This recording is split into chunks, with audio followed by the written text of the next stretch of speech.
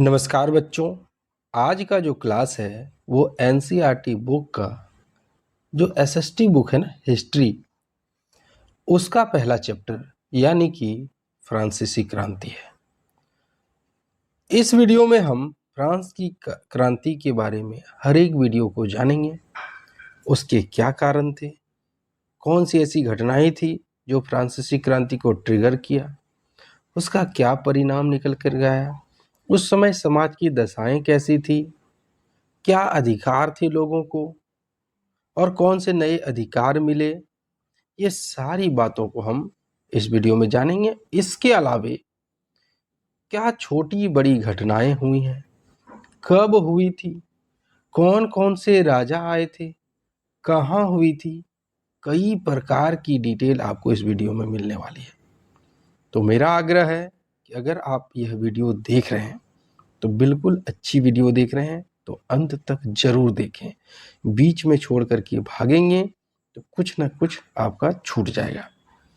न सिर्फ बच्चों के लिए बल्कि अगर आप कंपटीशन की तैयारी कर रहे हैं तो भी उस दृष्टि से आपके लिए ये चैप्टर महत्वपूर्ण है।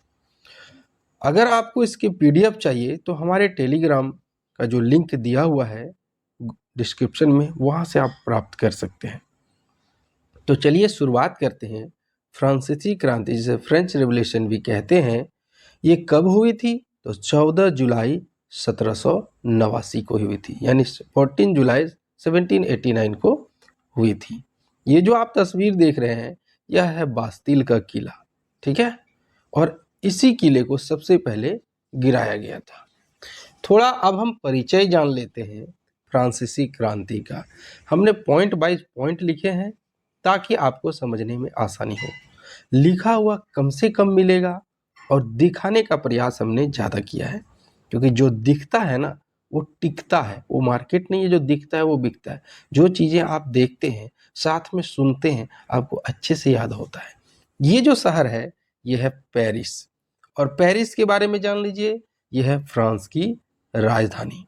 पहला पॉइंट आपको यहाँ से मिल गया कि फ्रांस की राजधानी क्या है, पेरिस है, और यहाँ का वो टावर है। ये पेरिस सिटी की जब हम बात करेंगे तो पेरिस सिटी में एक अफवाह फैली थी। ये देख लीजिए राइट वाला फोटो। एक अफवाह फैली थी पेरिस सिटी में कि जो उस समय के सम्राट है ना, जो सम्राट है लुई 16वां, उन्होंने अपने सैनिकों को, ये जो उनके बगल में सैनिक हैं, उन सैनिकों को उन्होंने आदेश दिया है। क्या आदेश दिया है? कि वो आएंगे और आ करके गोली चलाएंगे। कौन गोली चलाएंगे? ये जो सेना है ये आएंगे। ये सेना किसकी है?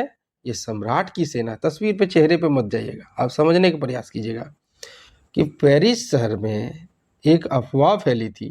फ्रांस ही हुआ पेरिस शहर, फ्रांस की राजधानी है वो। वहाँ एक अफवाह फैली थी 14 जुलाई 1789 को सुबह सुबह कि सम्राट ने अपनी सेना को ये आदेश दे दिया कि जाइए और वहाँ के लोगों पर गोली चला दीजिए। ये आदेश, ये बात क्लियर हो गई। अब आगे बढ़ते हैं।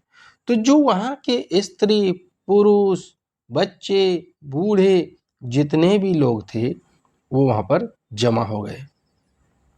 और जमा होने के बाद इन्होंने कहा कि अब तो सेना आ रही है हमला करने के लिए, हमारे पास कुछ तो होना चाहिए ना, हम कैसे बचेंगे? तो ये हथियारों की खोज में लग गए। तो हथियारों की खोज के लिए कहाँ जाना होगा? तो बगल में था एक किला जिसको हम कहते हैं बास्तिल का किला। तो कितने लोग जमा हुए थे? लगभग 7,000 लोग जमा हुए थे। और ये कहाँ जाने वाले थे? कि बास्तिल के किले को जाएंगे, उसको लूटेंगे।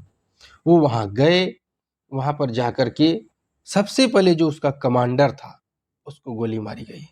किसको गोली मारी गई? ये जो कमांडर है इसको गोली मारी गई और तोप से गोले दागे गए और इस किले को तबाह कर दिया गया।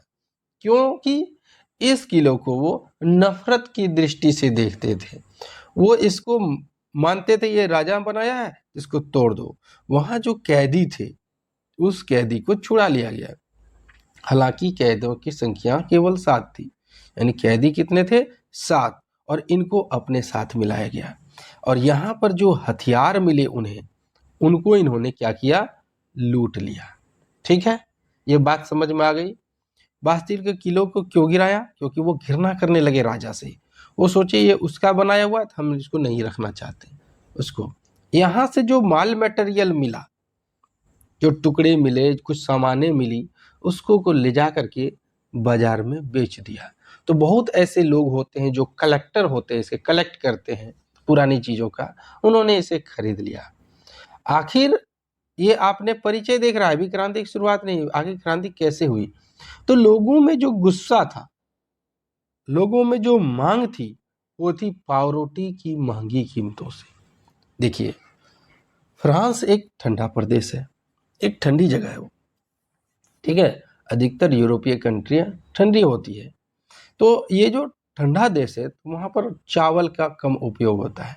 वहाँ लोग मांस, ब्रेड, ये सब खाना पसंद करते हैं। तो लोग इसका विरोध कर रहे थे कि बढ़ती हुई महंगाई का विरोध कर रहे थे, पौरोटिक दाम बढ़ा हुआ है। तो एक अफवाह फैल गई कि राजा ने इस विरोध को दबाने के लिए अपनी सेना को भेजा है 14 जुलाई 1789 सुबह सुबह को, और वो आदेश देंगे कि जनता पर गोली चलाइए। ये माहौल था। तो फिर बास्तिल का किला तोड़ा गया, ये आपने देखा। यहाँ पर आप देखिए कि यहाँ पर जो आप देखेंगे वो है, जो देखिए आपको यहाँ पर एक दिख रहा होगा इस जगह, देखिए बुर्बो राजवंश दिख रहा है ना, जो ब्लू कलर का है। मैं आपको दिखाता हूँ, रुकिए। ये वाला इलाका तो कुछ इतना बड़ा है, जो इस तरह का तस्वीर में आपको दिखेगा। ये जो एरिया है, ये किसका है, ये एरिया है बुर्बो राजवंश का। अब इंग्लिश में आपको बोर्बन भी मिल जाएगा।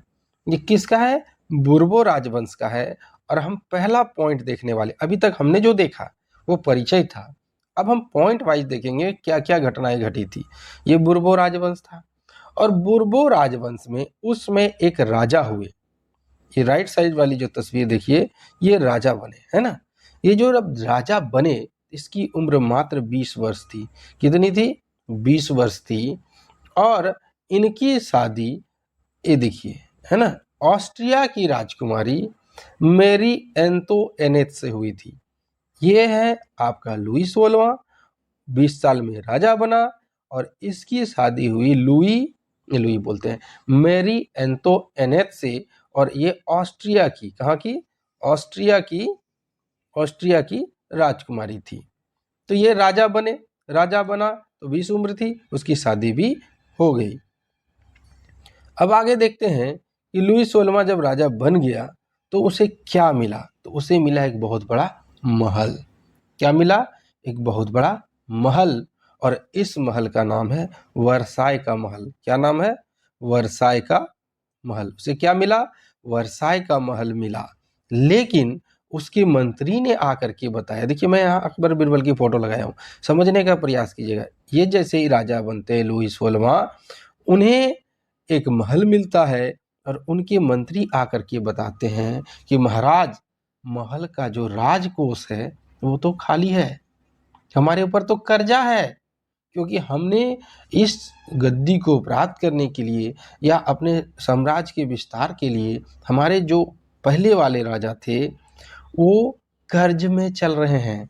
तो कितने कर्ज में चल रहे हैं, 10 अरब लिब्रे। चलिए आगे मैं बताता हूँ। ये महल मिला, और महल की शानो शौकत पर, याद रखिएगा, महल की शानो शौकत पर बहुत खर्चा होता था।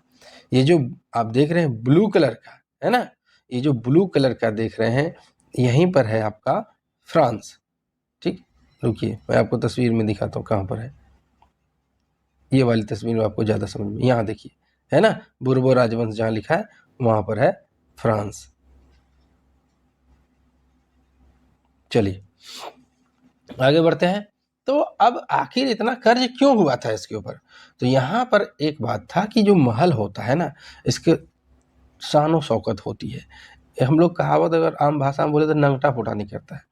आमदनी अठन्नी, खर्चे ज़्यादा होते हैं, दिखावा ज़्यादा होता है।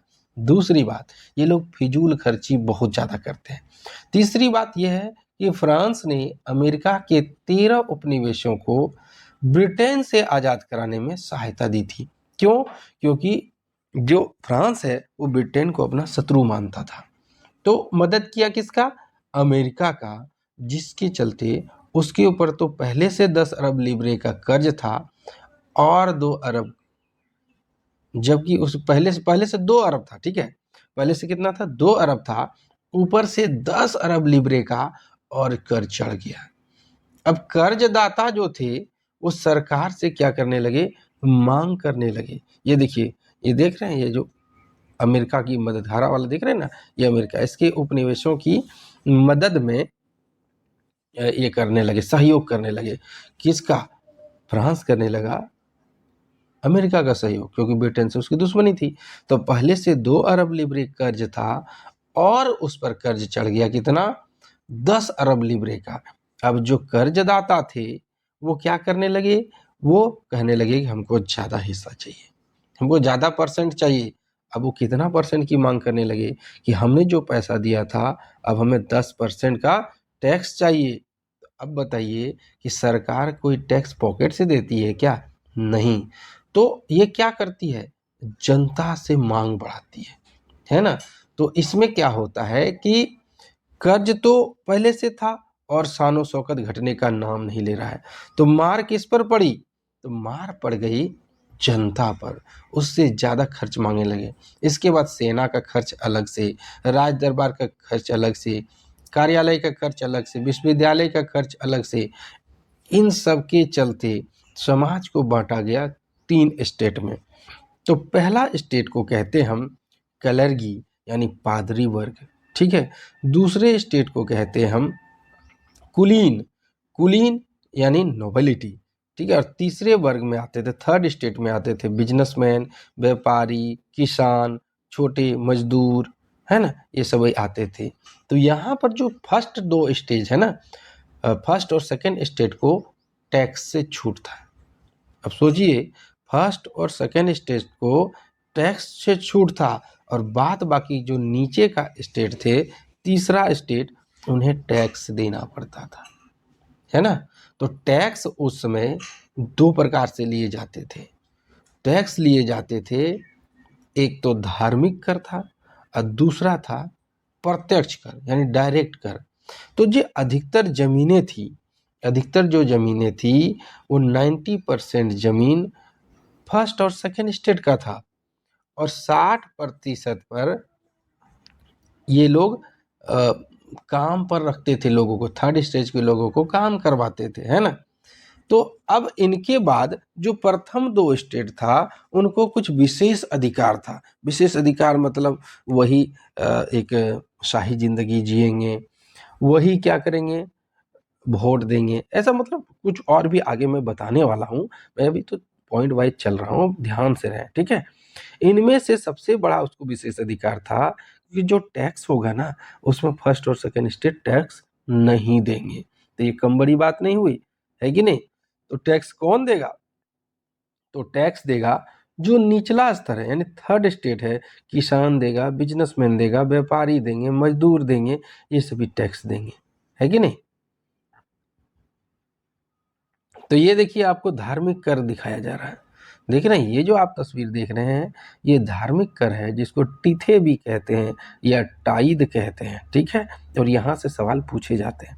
इसके बाद जो डायरेक्ट टैक्स था, ये देखिए इधर, यहाँ मैं दिखा रहा हूँ, ये जो डायरेक्ट टैक्स था, तो डायरेक्ट टैक्स को टाइल कहते हैं, ये भी आप याद रखें। चलिए आगे बढ़ते हैं। अब यहाँ इसको समझने का प्रयास कीजिए कि अब लोगों को जीने का संघर्ष करना पड़ने लगा। लोगों को क्या करना पड़ने लगा?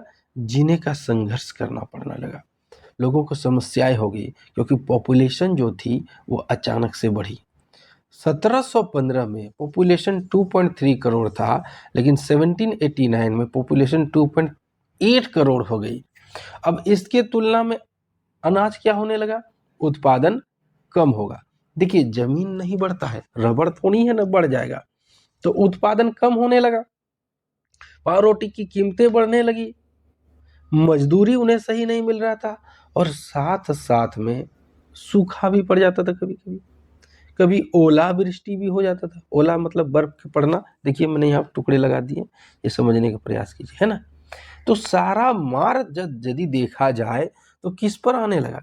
थर्ड स्टेज पर आने लगा। अमीर अमीर हो गया, गरीब और गरीब हो गया, और रोजी रोटी का संकट पैदा हो गया। तो इस तरह समाज 3 वर्गों में बट गया, एक गरीब वर्ग, एक मिडिल क्लास और एक रिच वर्ग। 3 स्टेट तो था ही। तो इस हिसाब से समाज में देखिए, व्यापारी मिडिल क्लास में हो गए, जो पैसे वाले थे राजा महाराजा तो रिच हो गए, गरीब गरीब ही रह गया। तो इसके बीच की जो खाई है और बढ़ती चली गई। अब दूसरा पॉइंट हम देखेंगे, उभरते मध्य वर्ग ने विशेष अधिकारों के अंत की कल्पना की। यानी जो मिडिल क्लास उभरा, अभी तक तो मिडिल क्लास अभी नया नया बना, तो मिडिल क्लास ने कहा कि आपको स्पेशल अधिकार क्यों मिले, है ना, ये बात मांगा गया। तो एक नया मिडिल वर्ग सामने आया। इस मिडिल वर्ग में कौन थे? तो इस मिडिल वर्ग में लोग थे बिजनेसमैन, इसमें थे प्रशासनिक सेवा, वकील, जज, ऐसे लोग जो चाहते थे कि जब हमें इतना हम पढ़े लिखे हैं इतना, तो हमारे पास विशेष अधिकार नहीं है तो किसी के पास भी नहीं होना चाहिए, है कि नहीं? उसकी योग्यता उसकी हैसियत से होनी चाहिए। यानी जितना पढ़ा लिखा है, जितना पैसा वो कमाता है, उस हिसाब से उसकी हैसियत होनी चाहिए। समाज में सबके लिए एक जैसे नियम होने चाहिए। इसी में कुछ पढ़े लिखे लोग, जिनमें थे जॉन लॉक, है ना। कौन थे? जॉन लॉक, देख रहे हैं लेफ्ट साइड में, जॉन लॉक। और दूसरा बात है रूसो, जीन जैक्स रूसो, और तीसरे थे मॉन्टेस्क्यू। याद रखिए, बैरॉन डे मॉन्टेस्क्यू। 3 नाम याद रखिएगा इसमें। फ्रांस की क्रांति में 3 नाम वेरी वेरी इंपॉर्टेंट। एक है जॉन लॉक, जिन्होंने एक पुस्तक लिखी, the true treatise of government, true treatise of government. और यहां से सवाल पूछता है, रूसो ने लिखी थी द सोशल कॉन्ट्रैक्ट, और मॉन्टेस्क्यू ने लिखा था द स्पिरिट ऑफ लॉज। फिर से सुनाता हूं, जॉन लॉक ने लिखी two treatise of government, Rousseau ने लिखी थी द सोशल कॉन्ट्रैक्ट, और मॉन्टेस्क्यू ने लिखी थी द स्पिरिट ऑफ लॉज। ये एक पुस्तक आपको याद रखनी चाहिए। ये इस पुस्तक जब लिखा इन्होंने, तो कहा कि राजा के जो विशेष अधिकार हैं उसका खंडन होना चाहिए। इसमें लिखा जॉन लॉक ने क्या कहा कि राजा को विशेष अधिकार क्यों मिलने चाहिए? ना उन्हें दैविक शक्ति है, ना वो निरंकुश है। निरंकुश तो है, दैविक शक्ति तो है नहीं, लेकिन निरंकुश है। साथ में उसने ऐसा क्या कर दिया कि जिसे इसे विशेष अधिकार मिलना चाहिए? तो नहीं मिलना चाहिए। जबकि मॉन्टेस्क्यू ने अपनी एक पुस्तक में द स्पिरिट ऑफ लॉ में लिखी थी कि सरकार के अंदर जो शक्तियां, उसका बंटवारा होना चाहिए, जैसे विधायिका, कार्यपालिका और न्यायपालिका, इसका बंटवारा होना चाहिए। ठीक है। जब लुई 16वां द्वारा कर्ज जो लगाया गया, इस खबर को लोग सुने तो और गुस्सा भड़क गया कि भाई, हम तो चाह रहे हैं कि विशेष अधिकारों की समाप्ति हो, और यहाँ तो और खर्चा कर ले जा रहा है, टैक्स बढ़ाया जा रहा है। तो इस तरह क्या हो गए, लोग भड़क गए, और अब होगी क्रांति की शुरुआत, बिगनिंग ऑफ रेवोल्यूशन। तो चलिए देखते हैं कि जनरल स्टेट, ये जो देख रहे हैं आप, ये है जनरल स्टेट, है ना। तो जनरल स्टेट में सभी प्रतिनिधि भेजते थे, जैसे कि हमारे यहाँ संसद होती है भारत में, उसी तरह वहाँ जनरल स्टेट होती थी। तो जनरल स्टेट का मतलब प्रतिनिधियों की सभा। तो वहां पर तीनों स्टेट अपनी अपनी प्रतिनिधि भेजते थे। तो अंतिम बैठक इसकी जो हुई थी, इसकी अंतिम बैठक 1614 में हुई थी, यानी बहुत दिनों से इसकी बैठक नहीं हुई थी। तो जब लुईस 16वां फ्रांस का सम्राट बना, हमने शुरू में दिखाया आपको उसकी तस्वीर, तो 5 मई 1789 यानी 5 में 1789 को न्यू टैक्सेस को अप्रूव करवाने के लिए, नए वाले जो टैक्स है उसको अप्रूव करवाने के लिए स्टेट जनरल की बैठक बुलाई, क्योंकि बिना बैठक के, बिना सिग्नेचर के वो पास नहीं हो सकता था। उसका बैठक बुलाया। तो बैठक बुलाया तो लुई 16वां ने अपने मंत्री को कहा कि एक बैठक बुलाइए, है ना। तो मान लीजिए ये जो राजा है, ये लुई 16वां है, तो इनको टैक्स बढ़वाना था, देखिए टैक्स का ग्रोथ करवाना था। तो इनको कहा कि आप बैठक बुलवाइए। क्या बुलवाइए? बैठक बुलवाइए। ये बात इन्होंने इसको कही कि जाइए बैठक बुलवाइए। तो फिर क्या था कि बैठक के लिए क्या बुलाया गया, आलीशान महल को चुना गया, है ना। क्या चुना गया, एक बात और याद रखिएगा, वर्साई का जो आलीशान महल है उसको चुना गया, ठीक है। और पहले देखिए स्टेट में जो बैठने का जो तरीका था ना, तो फर्स्ट स्टेट में कौन बैठेंगे, आमने सामने फर्स्ट स्टेट के 300 लोग बैठेंगे, फिर दूसरा स्टेट भी उसके बगल में बैठेगा और तीसरे स्टेट के लोग पीछे में खड़े होंगे। अब बताइए ये अच्छी बात है। तो इन्होंने क्या किया, बैठक बुलवाई और बैठक बुला करके जो मैन थे फर्स्ट और सेकंड स्टेट को सामने बैठाया और थर्ड स्टेट को पीछे खड़ा करवा दिया। तो ये जो थर्ड स्टेट था, तो थर्ड स्टेट क्या किया था कि देखिए यहाँ पर सामने आप देख सकते हैं कि सामने सामने मैन लोग और थर्ड स्टेट को पीछे बिठा दिया गया है। अब पीछे बिठा करके और महिलाओं को तो शामिल होने तक नहीं दिया। तो जो थर्ड स्टेट के लोग थे वो पत्रों के माध्यम से लगभग 40,000 पत्र लाया गया था। ये जो पत्र थे वो 40,000 पत्र लाए गए थे। किनकी ओर से ये पत्र लाए गए थे,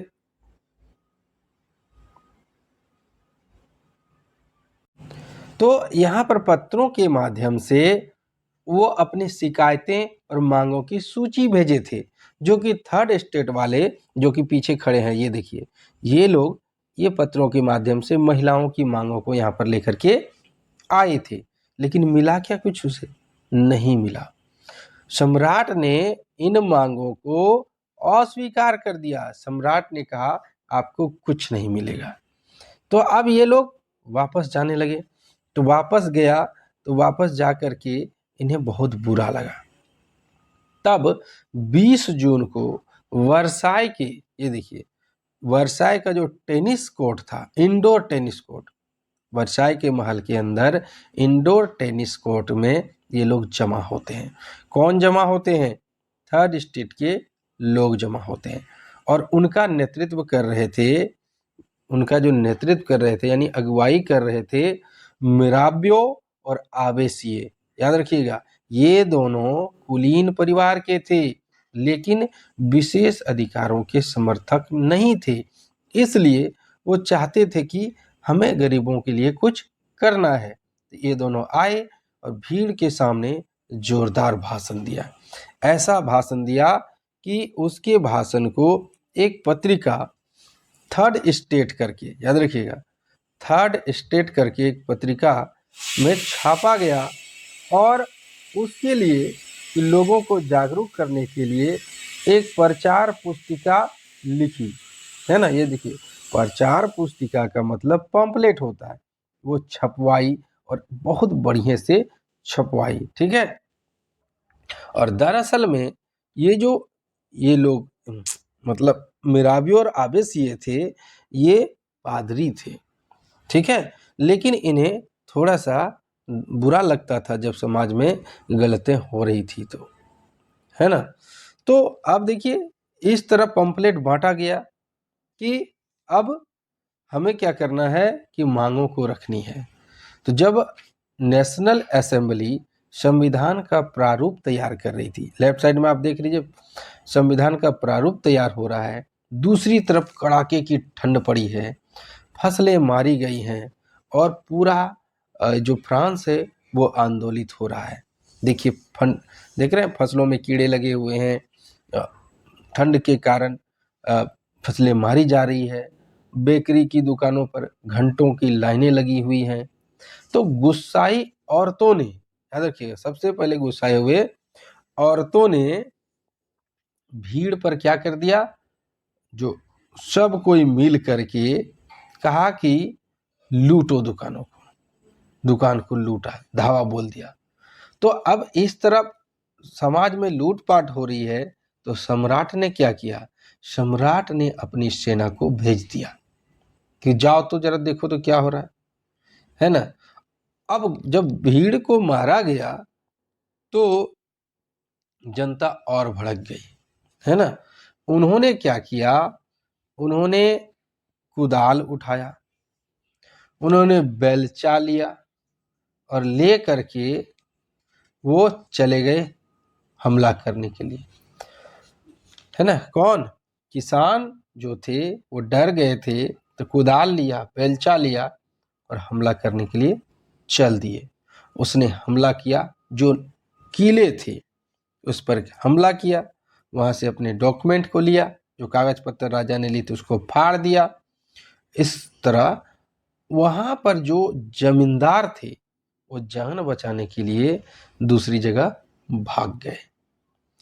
अब जब इस तरह का माहौल हो गया तो लुई 16वां डर गया, क्योंकि जनता अब विद्रोही हो चुकी है, वो डर गई।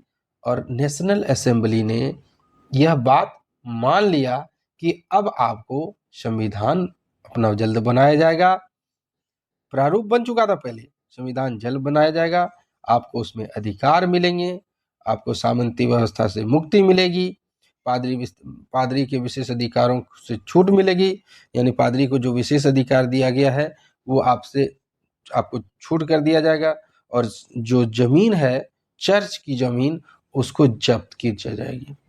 और जब्त जब किया गया तो 20 अरब लिब्रे की संपत्ति सरकार के हाथ लगी। सोचिए आप कि सरकार जहां 2 अरब लिब्रे कर्ज में था, अमेरिका की मदद करके 12 अरब में कर्ज में चला गया, और 20 अरब की संपत्ति तो अकेले चर्चों ने रख ली थी। तो सोचिए कि देश की संपत्ति से ज्यादा तो चर्च के पास संपत्ति थी, और उस संपत्ति को इन्होंने वापस लिया, तो सरकार 8 करोड़ में मुनाफे में आ गई, है कि नहीं। सरकार क्या हो गई? 8 करोड़ मुनाफे में चली आई। तो अब देखिए फ्रांस जो था अब वो राजतंत्र बना, क्योंकि क्रांति हुई, लेकिन कैसा वाला राजतंत्र बनेगा? तो फ्रांस अब बनेगा संवैधानिक राजतंत्र। संवैधानिक यानी ऐसा राजतंत्र जो संविधान पर चलता हो। तो नेशनल असेंबली ने, ये देखिए नेशनल असेंबली है ना, थोड़ा देर पहले हमने दिखा था, इसने नेशनल असेंबली ने 1791 में संविधान को पूरा कर लिया, और इस संविधान का मेन उद्देश्य था सम्राट की शक्तियों को सीमित करना और एक हाथ में शक्ति के केंद्रीकरण को रोकना, और उस शक्ति को बांट देना विधायिका में, कार्यपालिका में और न्यायपालिका में। तो देखिए यहाँ पर कुछ मॉडल बनाया था उसका, कि न्यायपालिका स्वतंत्र होगी जिसको हम लोग कोर्ट कहेंगे, कार्यपालिका यानी सम्राट और उसके मंत्री, और इस पर नियंत्रण किसका रहेगा? विधायिका का, जिसको हम लोग नेशनल असेंबली कहते हैं, और उसकी सदस्य संख्या 745 थी। उसमें आम जनता कितने थे? तो 2.8 करोड़, लेकिन वोट कौन दे सकते थे? मात्र 50,000 पुरुष। इसके अलावे वो लोग वोट दे सकते थे जो सक्रिय नागरिक थे। सक्रिय नागरिक का मतलब जो 3 दिन की मजदूरी के बराबर टैक्स देते थे वो वोट दे सकते थे, जो टैक्स देते थे वो वोट दे सकते थे, लेकिन जिसकी उम्र 25 वर्ष से कम हो वो वोट नहीं दे सकते थे। औरतें वोट नहीं दे सकती थी, इसे निष्क्रिय नागरिक कहा गया था। बच्चे और महिलाएं वोट नहीं दे सकते थे। ये नियम बनाया गया। अब बच्चे और औरतों को पिता या पति की संपत्ति मानी जाती थी, इसलिए उन्हें प्रतिबंधित किया गया था कि वोट आप नहीं दे सकते, उसे निष्क्रिय नागरिक माना जाता था। अब ये जो तस्वीर आप देख रहे हैं ये है घोषणा पत्र, है ना। किसका घोषणा पत्र? संविधान का घोषणा पत्र। और जब ये संविधान बना तो इसमें कुछ अधिकार कि जैसे हमारे यहाँ नहीं होता प्रस्तावना, उसी तरह का घोषणा पत्र इसमें दिया गया। तो इसमें कुछ अधिकारों को नैसर्गिक अधिकार बना दिया गया। नैसर्गिक अधिकार का मतलब जन्मना अधिकार, यानी जो जन्म से मिलता है और उसको कोई छीन नहीं सकता। जैसे कि हमारा फंडामेंटल राइट्स है, मौलिक अधिकार, वो हमसे कोई नहीं छीन सकता है ना। इक्वालिटी का अधिकार मिला, राइट टू लाइफ मिला, लेकिन सबको नहीं, बाद में पता चलेगा, औरतों को बहुत कुछ नहीं। अब यहाँ पर हम कुछ प्रतीकें देखेंगे और इन सिंबल्स की मीनिंग जानिएगा, क्योंकि ये परीक्षा में आते हैं। यहाँ पर दिया हुआ है टूटी हुई जंजीर, यानी जंजीर किसको बना के लिया जाता था? दास को, गुलामों को वो जंजीर टूट गई, यानी वो आज़ाद हो गया, यानी आज़ादी का प्रतीक हुआ। दूसरा है छड़ों का बर्छीदार गट्ठर। देखिए, अकेले को तो आसानी से तोड़ा जा सकता है, लेकिन गट्ठर को नहीं तोड़ा जा सकता है। इसका मतलब ये एकता में बल का प्रतीक है। तीसरा है त्रिभुज के अंदर रोशनी बिखेरती आंख, यानी ये जो आंख है सर्वदर्शी है, यानी ज्ञान है जो सब कुछ देखता है, और सूर्य की किरणें ज्ञान के द्वारा अज्ञान को मिटा रही हैं। बगल में आप देखिए है राजदंड, है ना, ये शाही सत्ता का प्रतीक है। तीसरा और पांचवा है अपनी पूंछ मुंह में लिए सांप। ये एक प्रकार की अंगूठी है जिसका और छोर नहीं है, यानी ये कंटिन्यूटी का प्रतीक है, जो सनातन है, जो लगातार चलते रहता है। आगे देखते हैं। अब देखिए यहाँ पर कुछ छूट गया, हाँ यहाँ इस साइड वाला छूट गया। यहाँ पर आप लाल रंग की फ्राइजियन टोपी देख सकते हैं, और ये कौन पहनते थे? जो दास स्वतंत्र हो जाते थे वो पहनते थे, यानी पहले दास थे, हम स्वतंत्र हो गए हैं। और ऐसा ही टोपी आप आगे चल के देखेंगे जैकोबिन क्लब वाले भी पहनते थे। फिर है नीला सफेद लाल, 3 रंग का, देखिए महिला पहनी है। तो नीला सफेद लाल क्या है? फ्रांस का राष्ट्रीय रंग है। डेनो वाली स्त्री नीचे देखिए आप, है ना, तो डेनो वाली स्त्री का मतलब है, रुकिए मैं जूम कर देता हूँ, यह कानून का रूप है। ये क्या है? कानून का रूप है, यानी मानवीय रूप है। नीचे है विधि पट। विधि पट का मतलब ये कानून की स्लेट है, या ऐसा कह सकते हैं। तो यहाँ पर अगर आप गौर से करेंगे दोनों बराबर है। ये कहना चाहता है कि कानून की नज़र में सभी समान है। अब देखिए फ्रांस में राजतंत्र का उन्मूलन और गणतंत्र की स्थापना, abolition of monarchy and establishment of Republic in France. देखते हैं क्या होता है। तो जब स्थिति लुई 16वां की थी, जब उसने संविधान पर साइन कर दिए, है ना, संविधान पर उसने साइन तो कर दिया, लेकिन वो गुपचुप बात करते रहा। किससे बात करते रहा? कि हमें युद्ध करना है, ठीक है, वो गुप्त मीटिंग करते रहा। तो अप्रैल 1792 में नेशनल असेंबली, ठीक है, 1792 में नेशनल असेंबली ने पर्सा और ऑस्ट्रिया के विरुद्ध युद्ध की प्रस्ताव पारित कर दिया, भीतर कर दिया। अब देखिए एक तरफ नेशनल असेंबली, दूसरी तरफ युद्ध की घोषणा हो गई है। तो इसमें यह कहा गया कि चूंकि हम अपने देश के लिए लड़ रहे हैं, तो यहाँ पर जनता ने बहुत ज़्यादा भाग इसमें लिया। और उसी समय एक कवि आए, जो देखिए यहाँ पर हाथ, एक हाथ मोड़े हुए एक हाथ खुला है, इसका नाम है रॉजेट दी लाइल। क्या नाम है? रॉजेट दी लाइल। और इसने एक गीत लिखा था, देशभक्ति गीत, जिसको बोलते हैं मार्सिलेस। क्या कहते हैं? मार्सिलेस। और इस गीत को स्वयंसेवी जो वॉलंटियर थे, वो फ्रांस के से युद्ध लड़ने जब जाते थे तो गाते थे, जैसे कहते हैं ना, हमारा मेरा रंग दे बसंती चोला, माए रंग दे बसंती चोला। तो ये वो गाते हुए जाते थे, है ना। और बाद में इसी मार्सिले का, इसका मार्सिलेस का नाम बदल के क्या कर दिया गया? मार्सिले कर दिया गया। और ये अभी फ्रांस का राष्ट्रीय गीत है, ठीक है। ये 1792 की बात है। आगे चलते हैं। आगे अब आप देखेंगे कि क्रांतिकारियों, जो क्रांतिकारी थे वो युद्ध लड़ रहे थे।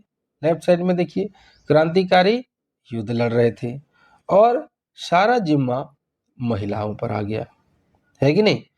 पुरुष अगर युद्ध लड़ने चले जाए तो घर का संभालने का काम कौन होगा? महिलाएं करेगी। रोजी रोटी, जो भी जिम्मेदारी, बच्चों को पालन, सब औरतों के कंधे पर आ गई। ऐसा लग रहा था कि अब कुछ नहीं होने वाला है, हम सब बर्बाद हो गए, भूखे मरने की नौबत आ गई।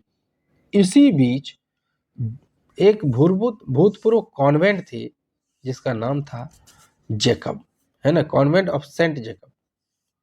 कॉन्वेंट आप जानते हैं, जहाँ बड़े बड़े लोग, स्कूल जिसको हम लोग बोलते हैं बोर्डिंग स्कूल, उस तरह की संस्था थी, वहाँ पढ़ते थे। तो औरतों के कंधे पर आ गई। इधर दूसरी तरफ जैकोबिन क्लब था, और जैकोबिन क्लब में सबसे अच्छी बात ये थी इसमें मिडिल क्लास के लोग भी आ सकते थे। ये एक राजनीतिक अड्डा बन गया अब जैकोबिन क्लब, है ना। और इसमें कौन कौन आ सकते थे जैकोबिन क्लब में?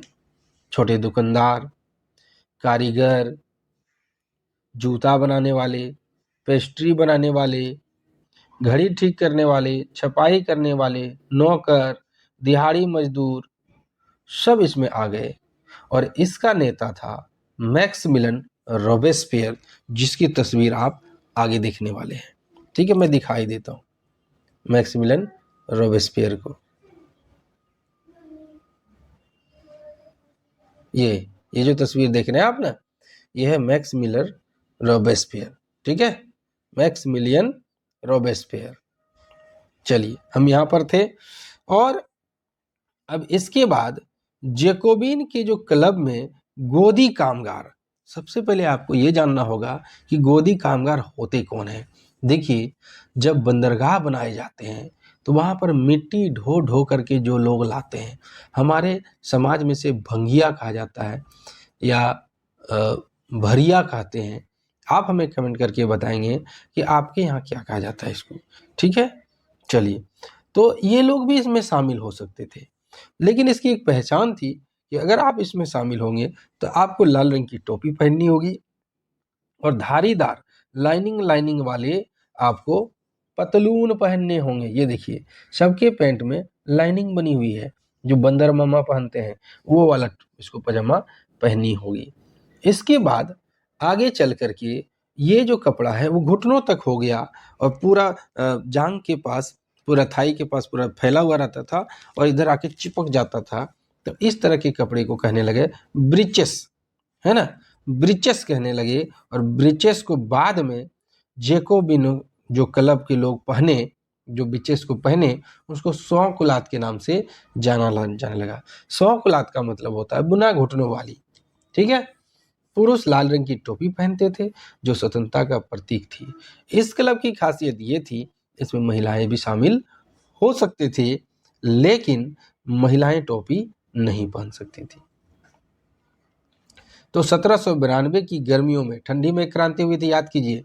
अब गर्मियों में जैकोबिनों ने खाद्य पदार्थों की महंगाई और अभाव से नाराज होकर पेरिस वासियों ने एक विशाल हिंसक विद्रोह की योजना बनाई, है ना। उन्होंने कहा कि हम ट्यूलेरिया के महल पर, देखिए यहाँ पर तस्वीर जो आप देख रहे हैं, ये ट्यूलेरिया का महल है, उस पर हम करेंगे धावा बोल दिया और राजा के रक्षकों को मार डाला। राजा को कई घंटे तक बंदी बना के रखा। शाही परिवार को इन्होंने क्या किया, जेल में डाल दिया गया।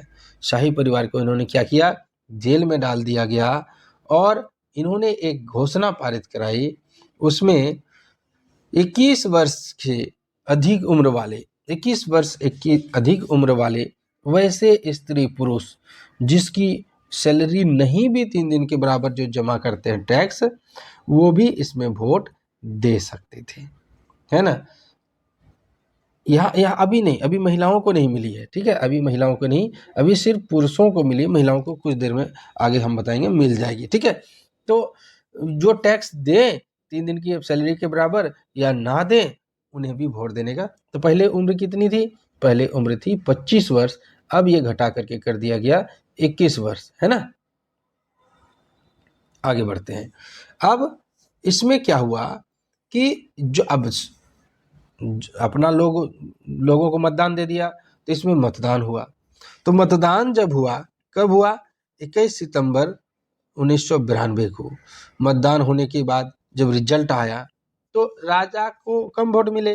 तो राजा ने क्या कहा कि ये जो नई वाली असेंबली है, अब नए लोग चुन करके आए हैं, तो पुरानी वाली नाम रखा था नेशनल असेंबली, अब इसका नाम हम बदल के करते हैं कन्वेंशन। क्या कर दिया गया, कन्वेंशन कर दिया गया। और फ्रांस को गणतंत्र घोषित कर दिया गया। ठीक है, आगे देखते हैं। अब राजा पर क्या लगाया गया, ये जो न्यायालय बैठ करके राजा पर देशद्रोह का मुकदमा चलाया गया। उनकी सजा दी गई कि 21 जनवरी 1793 को प्लेस डी ला कॉनकॉर्ड एक जगह का नाम है, उसे सार्वजनिक रूप से फांसी दी जाएगी। ये देखिए राजा है, कोर्ट ने आदेश दिया कि इसे सार्वजनिक रूप से फांसी दी जाएगी और उसकी पत्नी मैरी एंटोइनेट दोनों को खुलेआम फांसी दी जाएगी। तो ये तो इनका खत्म हो गया कहानी। किनका खत्म हो गया? लुई 16वां तो मारे गए। उसके बाद आया आतंक का राज के नाम से हम याद रखेंगे, ठीक है, टेरर रेन। तो ये जो तस्वीर आप ध्यान से रखिएगा, ये पूछता है तो 1793 से 1794 तक 21 साल तो शासन किया। ये कितना दिन शासन किया? 1 साल। लेकिन 1 साल के शासन को इसको आतंक का राज कहा जाता है और इसकी स्थापना की थी रोबेस्पियर ने। इसने कड़ी नीति अपनाई और कहा जो भी हमारे खिलाफ बोलेंगे, चाहे कुलीन हो, चाहे पादरी हो, चाहे राजनीतिक दल हो, चाहे कोई भी हो, जो हमारे खिलाफ बोलेंगे, देखिए लुई 16वां के बाद यही राजा बना था, पहले ये बात जान लीजिए, उसको हम गिरफ्तार करके डाल देंगे जेल में। इसके बाद इन्होंने एक फास्ट ट्रैक कोर्ट की स्थापना की, क्रांतिकारी न्यायालय, और सब पर मुकदमा चलवाया और चलवा करके सबको लगभग सबको ही दोषी करार दिया गया और गिलोटिन पर चढ़ाकर उसका सिर काट दिया गया। अब गिलोटिन क्या है तो ये देख लीजिए, गिलोटिन है एक आरी टाइप की मशीन, यही है मैक्सिमिलियन रोबेस्पियर, ठीक है। उसमें सिर रखता था, ऊपर से एक लोहा का कटार गिरता है जो गर्दन कट करके अलग हो जाता है। इन्होंने क्या किया, ये देखिए मशीन को मैं यहाँ पर थोड़ा सा जूम करके था, यहाँ पर देखिए सिर घुसाया, ऊपर से एक लोहा, यहाँ से ये वाला लोहा रस्सी छोड़ा जाता था, ये ऐसे गिरता था और सिर कट के अलग हो जाता था। ऐसा मशीन इन्होंने बनवाया था। ये रोबेस्पियर नहीं है, याद रखिएगा, ये है मैक्सिमिलियन रोबेस्पियर। ये रोबेस्पियर नहीं है, ये है डॉक्टर गिलोटिन जिसने इस मशीन को बनाया था, सिर से धड़ से सिर अलग करने की मशीन बनाया था। तो ये मशीन, ठीक है। अब मैक्सिमिलियन रोबेस्पियर ने क्या किया, राशनिंग करना शुरू कर दिया, मीट और ब्रेड की राशनिंग करने लगी, राशन की दुकानों पर ये मिलने लगे। इन्होंने सफ़ेद आटे के इस्तेमाल पर रोक लगा दी, मतलब आप अब मैदे की रोटी नहीं खा सकते हैं, आपको गेहूं से बनी की रोटी खानी होगी और इसे समता रोटी नाम दिया गया। देखिए नीचे रोटी है ना, ये आपको खाना होगा। इन्होंने कहा कि हमारे राज्य में सब एक बराबर हैं। उसने महाशय और मैडम के स्थान पर, मॉन्स्योर और मैडम के स्थान पर इन्होंने सभी को सितोयन यानी नागरिक कहकर बुलाने लगा और स्त्रीलिंग को सितोइन कह के बुलाने लगा यानी नागरिका कह के। इन्होंने चर्च को बंद कर दिया और उसकी जो जगह थी या तो उसको बैरक बना दिया गया यानी गोदाम जहाँ माल रख सकते थे, या उसको ऑफिस में कन्वर्ट कर दिया। किसने? मैक्सिमिलियन रोबेस्पियर ने, ठीक है। अब 1794 में इतना इन्होंने लोगों को तड़पाया कि जनता त्राही त्राही करने लगी। अंततः जुलाई 1794 में न्यायालय ने इसको भी दोषी ठहराया और इसे भी गिलोटिन में चढ़ा करके इसका गर्दन समाप्त कर दिया, काट दिया गया। तो इस तरह मैक्सिमिलियन रोबेस्पियर का भी कहानी खत्म। अब डायरेक्टरी शासित शासन आएगा। देखिए पहले क्या था, राजतंत्र था, फिर संवैधानिक राजतंत्र, फिर रोबेस्पियर का आतंक राज, अब डायरेक्टरी शासित शासन आएगा। Directory ruled France. तो यहाँ कह रहा है कि जैकोबिन सरकार के पतन के कारण, देखिए जैकोबिन का पतन कैसे हुआ, क्योंकि वो तो मर गया ना, मैक्सिमिलियन रोबेस्पियर तो खत्म हो गया, तो सत्ता अब किसके पास आ गई? मध्य वर्ग के पास आ गई, क्योंकि मध्य वर्ग के लोग पढ़े लिखे थे, है ना, वो मध्य वर्ग के लोग पढ़े लिखे थे। इन्होंने संविधान में 2 चुनी गई विधान परिषदों का प्रावधान किया, जिसमें 5 सदस्यों वाली एक कार्यपालिका होगी। एक डायरेक्टरी को नियुक्त किया गया, यानी एक ऐसा व्यवस्था किया गया जिसमें 2 सदन होंगे और 2 सदन में 5 सदस्यों वाली कार्यपालिका होगी, जो बचाने की कोशिश किया गया। किसको बचाने की कोशिश किया? इसके जरिए ये जो सदस्य था, ये जेकोबिन जो थे वो उतने बुरे नहीं थे, रोबेस्पियर ने खराब किया था। जो भी जेकोबिन तो एक क्लब था, उन्हें बचाने की कोशिश की गई, लेकिन कितना बचा पाएगा, राजा तो बदल चुका है ना। तो इन्होंने क्या किया कि उसको बर्खास्त कर दिया। किसको बर्खास्त कर दिया गया? जो जैकोबिन्स जो क्लब थे उसको इन्होंने पूरी तरह से बर्खास्त कर दिया गया। तो बर्खास्त जब किया तो समाज में राजनीतिक अस्थिरता आ गई। देखो, अगर आपको कुछ आप पहले से जुड़े हुए हैं और आपके संस्था को समाप्त, आप खुद देख लीजिए ना, जब बीएड वाले को 125 के लिए समाप्त किया गया, अस्थिरता नहीं आई थी? कितनी हंगामे हुए थे, कितनी तरह के माहौल खराब हुआ तक नहीं, झगड़े तक हुए थे, कुछ लोगों ने आत्महत्या कर ली। तो इसी समय नेपोलियन बोनापार्ट को आगे आने का मौका मिल गया और नेपोलियन बोनापार्ट एक तानाशाह था, लेकिन उन्होंने कुछ अच्छे कार्य भी किए थे। ये सिर्फ इसको ये मत समझिएगा कि ये सिर्फ खराब ही था, उन्होंने अच्छे कार्य भी किए थे। अगला पॉइंट है, तो महिलाओं के लिए भी क्रांति हुई है। Where there was there a revolution for women in France too? तो पुरुषों के लिए तो आपने देख लिया, महिलाओं के लिए भी कुछ हुआ था क्या? हाँ, हुआ था, महिलाओं ने भी क्रांतियां की थी। चलिए देखिए, महिलाएं क्या करती थी? ये तीसरे स्टेट में आती थी और ऊपर वाला तो बातें छोड़िए, जो भी दिक्कत था तीसरे स्टेट को था। वो बड़े बड़े घरों में जा कर के सिलाई बुनाई का काम करती थी, कपड़ों को धोने का काम करती थी, बाजार में फल फूल सब्जी बेचती थी, या संपन्न परिवारों में दाई का काम करती थी। बहुत सारी महिलाएं तो वेश्या का काम करती थी। अधिकांश महिलाओं के पास न पढ़ने के लिए न लिखने के लिए कोई मौका नहीं था, कोई ट्रेनिंग का मौका नहीं था। लेकिन जो बड़े परिवार के थे, फर्स्ट स्टेट और सेकेंड स्टेट के महिलाएं, वो पढ़ सकती थी, वो कॉन्वेंट में जाकर के पढ़ सकती थी और इसके बाद उनकी शादी कर दी जाती थी। उनकी मजदूरी भी पुरुषों से कम होती थी। महिलाएं लाइन लगा करके पारोटी लाती थी, बच्चों की देख रेख करती थी, खाना पकाती थी, घर का काम करती थी। तो इन्हें भी महसूस हुआ कि हमें भी राजनीति में आना चाहिए, हमारा भी क्लब होना चाहिए, हमारी बातें कौन सुनेगा। इसके लिए उन्होंने 60 क्लब बनाए, गुप्त क्लब और कुछ भारी क्लब भी उन्होंने बनाए, लगभग 60 क्लब। उनमें से सबसे इंपॉर्टेंट था the society of revolutionary and Republican women, ये वाली जो आप यहाँ पर तस्वीर देख रहे हैं। इनकी मांग थी कि हमें पुरुषों के बराबर भी अधिकार मिले, हमें मताधिकार मिले। तो बाद में जाकर के इन्हें मताधिकार मिला, तो अब ये क्या हो गए? ये सक्रिय नागरिक हो गए। इन्हें स्कूली शिक्षा मिली, पिता इनकी मर्जी के खिलाफ जबरदस्ती शादी नहीं करवा सकते थे, इन्हें स्वैच्छिक अधिकार मिला, तलाक का अधिकार मिला, इसके बाद ट्रेनिंग का अधिकार मिला। अब ये कलाकार बन सकती थी, अब ये छोटे मोटे व्यवसाय भी चला सकती थी, ये इतना अधिकार इन्हें मिला। तो जैसे जैसे अधिकार होते चले गए, मिलते गए, अंततः 1946 में पूर्ण रूपेण सारे अधिकार इन्हें मिल गए जो इन्होंने मांग किया था। इन्हीं क्रांति महिलाओं में एक नाम और आता है जिसका नाम याद रखिएगा, ओलंप दे गूज। क्या थे? ओलंप दे गूज। और इन्होंने पुरुषों के अधिकार मांगने के लिए, पुरुषों के समान अधिकार मांगने के लिए घोषणा पत्र को तैयार किया था 1793 में। अब आगे देखते हैं, ये देखिए 1793 में, इन्हें 1793 बोलते हैं, इन्हें अंततः अधिकार मिल गया 1946 में। महिलाओं को देखिए कितना पीछे मिला है। आप देखते हैं थोड़ा सा हम दास व्यापार और दास प्रथा का उन्मूलन, है ना। इस तस्वीर को ध्यान से याद रखिएगा, इससे सवाल आता है।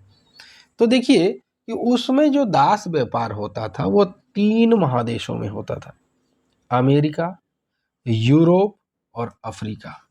3 देशों में दास व्यापार होता था। तो जो कैरिबियाई, देखिए उत्तरी अमेरिका, दक्षिणी अमेरिका, ये कैरिबियाई देश कहलाते हैं, ठीक है। तो यहाँ के कुछ बंदरगाह थे जैसे कि मार्टिनिक, गॉडेलोप और सैन डोमिंगो। यहाँ से तंबाकू, नील, चीनी, कॉफी, ये वस्तुएं आपूर्ति करते थे, सब जगह पहुंचाते थे। और जब वहाँ काम के लिए मजदूरों की जरूरत पड़ती थी तो ये लोग व्यापार, कौन सा व्यापार? तो त्रिकोणीय दास व्यापार द्वारा उस कमी को पूरा करते थे। फ्रांसीसी सौदागर, फ्रांस के जो सौदागर थे वो बॉन्द्रे या नान्ते बंदरगाह से अफ्रीका तक जहाज के द्वारा ले जाए जाते थे, जहाजों के द्वारा, पानी के जहाज द्वारा जाते थे। वहाँ स्थानीय सरदारों से दास खरीदते थे, दासों को दागा जाता था। आपने कई सांडों को दागा हुआ त्रिशूल का दाग देखा होगा, और दाग करके उन्हें हथकड़ी डाल करके 3 माह की समुद्री यात्रा के जहाज़ों में ठूंस देते थे भेड़ बकरी की तरह, है ना। और इनसे काम करवाया जाता था, वहाँ ले जा करके इनसे चीनी के बगानों में काम करवाया था, कॉफ़ी, नील, चाय, इन सब के बगानों में काम करवाता था, और इनकी वजह से व्यापार फलता फूलता था।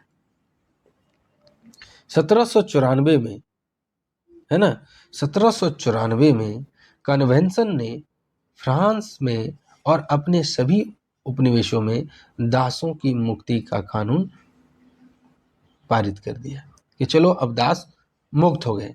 लेकिन जैसे ही नेपोलियन 10 साल के बाद 1784 में नेपोलियन आया था, याद रखिएगा, तो जैसे ही नेपोलियन आया तो उसने फिर से दास प्रथा शुरू कर दी, और जो बगान मालिक थे उन्हें निग्रो लोगों को गुलाम बनाने का अधिकार मिल गया। अब निग्रो कौन थे? तो अफ्रीका में सहारा रेगिस्तान के दक्षिण में रहने वाले लोग को निग्रो कहा जाता था। जो उन्हें, ये निग्रो एक अभद्र शब्द है, इसका अर्थ होता है गाली टाइप का है, और भद्दे, काले या बुरे लोग, भिखमंग जैसे बोलते हैं ना, उस टाइप का ये शब्द है। और 1848 में पूरी तरह ये व्यवस्था भी समाप्त हो गई थी, उन्हें मुक्ति मिल गई थी। अब देखते हैं रोजाना क्रांति यानी French revolution and everyday life. क्रांति तो हो गई, उसके बाद डेली लाइफ कैसा था उसके बारे में थोड़ा सा हम जान लेते हैं। चलिए, ये तस्वीर देखिए आप। तो यहाँ पर क्या हुआ, सेंसरशिप की समाप्ति हो गई 1789 में, यानी 1789 में सेंसरशिप की समाप्ति हो गई। सेंसरशिप आप जानते हैं कि किताबों पर लगता है, समाचार पत्रों पर लगता है कि छाप नहीं सकते बिना परमिशन के, ये समाप्त हो गया। तो लोग अब क्या कर सकते थे? लोग अब नाटक कर सकते थे, पेपर छाप सकते थे, गतिविधि कर सकते थे, और कई तरह के मीटिंग में भाग ले सकते थे, अपना खुलेआम विचार व्यक्त कर सकते थे। नाटक, संगीत और जुलूसों में असंख्य लोग जमा हो सकते थे। राजनीतिक पढ़े लिखे थे, लेकिन उतने नहीं थे, कुछ ही लोग, मुट्ठी भर लोग ही संभव पढ़े लिखे थे। तो इन्होंने नाटक के द्वारा, गीतों के द्वारा अपने विचारों को फैलाया। यहाँ दिखा रहा है कि देशभक्त अपना शरीर को फिट रखने के लिए एक मशीन में घुसते थे, और उसको मशीन में लॉक कर दिया जाता था ताकि उसका वजन कम हो सके। ये विचार प्रकट कर रहा है कि ये दिखाना चाह रहा है कि राजा महाराजा खा खा के मोटे हो गए हैं, तो इन्हें पतला कैसे किया जाएगा। अब उसके बाद आता है सारांश, यानी अब कंक्लूजन को समझ लीजिए कि नेपोलियन 1784 में खुद फ्रांस का सम्राट बन बैठा, और एक प्रकार के ये क्या था, तानाशाह था। तो इन्होंने यूरोप के पड़ोसी देशों को विजय प्राप्त करना शुरू कर दिया, है ना। वह अपने आप को, यानी नेपोलियन जो है, अपना एक कानून संविधान बना लिया था। क्या बोलते हैं उसको, उन्होंने एक नेपोलियन कोड बोलते हैं इसको, ठीक है, वो बना लिया था। और इसके तहत वो बोलता था हम यूरोप का आधुनिकीकरण करेंगे, हमसे बड़ा कोई नहीं है, इस तरह का वो कहता था कि हम सभी लोगों को मुक्ति दिला देंगे। उसने नाप तोल की एक सही प्रणाली को जन्म दिया। उसने सूचना व्यापार को, सूचना को, इसके बाद ट्रैफिक को, इसने सड़क बनवाए। उसने अच्छा काम किया था, ऐसा नहीं कि अच्छा काम उसने नहीं किया था, लेकिन आखिर था तो तानाशाह ही ना। उसने नाप तोल की एक प्रणाली विकसित की, उसने डाक व्यवस्था को सुधार किया, है कि नहीं। अंततः 1815 को वाटरलू में उसकी लड़ाई हुई, और लड़ाई में पोलैंड था, रूस था, और भी देश थे, और इसमें नेपोलियन हार जाता है। नेपोलियन के कार्यकाल को देखने में ऐसा लगता था कि शुरू में तो वह एक लग रहा था जनता का मुक्ति दिलाता हो, कि जनता का मुक्ति दिलाने के लिए उसने आया है। तो शुरू में सब अच्छा था, लेकिन उसका इतना खौफ हो चुका था बाद में कि उनकी मृत्यु के बाद भी उन उपायों को, जो उपाय उसने अपनाए थे, बाकी जो यूरोप थे उसमें अपनाया जाने लगा। यानी ऐसा क्रांतिकारी था वो। तो ये इस प्रकार से ये चैप्टर कंप्लीट होता है। आपने वीडियो को अंत तक देखा, इसके लिए बहुत बहुत धन्यवाद। मेरा आग्रह है कि जिन्होंने भी अब तक चैनल को सब्सक्राइब नहीं किया है तो प्लीज़ कर लीजिए, लाइक कीजिए। आपके लाइक से हमारे चैनल का ग्रोथ बढ़ता है। हम आपसे कुछ मांगते नहीं, कम से कम इतना तो हमारे लिए बनता है। दिन रात मेहनत करते हैं आपके लिए, तो ज़्यादा से ज़्यादा शेयर भी कर दीजिए और आप हमें कमेंट करके बता सकते हैं आज का सेशन आपको कैसा लगा। धन्यवाद।